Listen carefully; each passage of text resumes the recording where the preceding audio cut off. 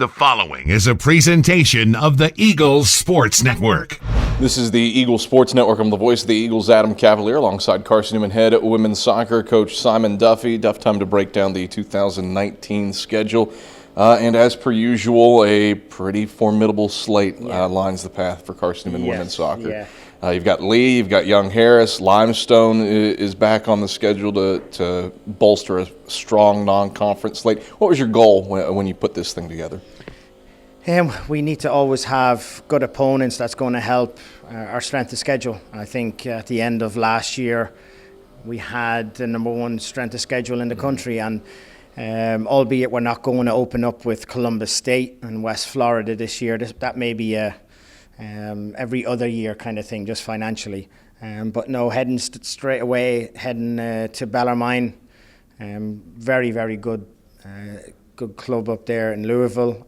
Same weekend, we host Young Harris, and then we host Lee, and Lee made it to Final Four last year. We were able to beat them at their place. Fantastic game. But no, we're looking to have teams on our conference or out of conference that are going to help us. Limestone, obviously, they're going to be entering our conference in 2020. So having them on the schedule, we travel down to Gaffney. So again, they're going to be another tough fixture for us. But we need to challenge ourselves and hopefully get back to where we'd like to be. You look at last year's slate. You were on the road for forever before you actually really made your way back to McCowan Field. This year, you lose several key pieces, an All-American in the back in Avery Williams, an All-American up top in Magda Masingo, and you get 7 of your first 9 at home. How crucial is that with some pretty formidable pieces to fill? Yeah, I think it's going to be tough regardless.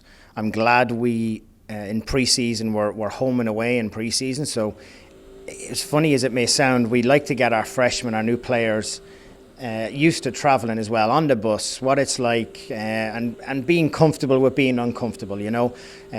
We could be delayed, we could have a bad locker room, whatever it is, we need to be ready for that. But to have the first, essentially, we're on the road at Bellarmine on the Thursday, and then at home, I think, for 7 in a row. That's going to be, I think, important for us to get a bit of confidence going, get the wheels turning, and hopefully the drive for 5 will definitely start off from there. Drive for 5 obviously goes to the South Atlantic Conference, a formidable league. You just look at the sub-regional here a year ago. It was an all-SAC sub-regional. What sticks out to you about the quality of women's soccer in this conference and the depth and parity as well? Yeah, it's just getting better and better.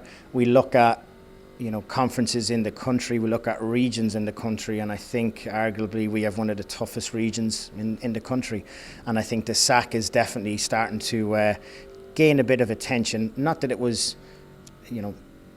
viewed upon in a negative way at all, but I think with the addition of Limestone next year and how well LMU has done, Lenore Ryan were right there.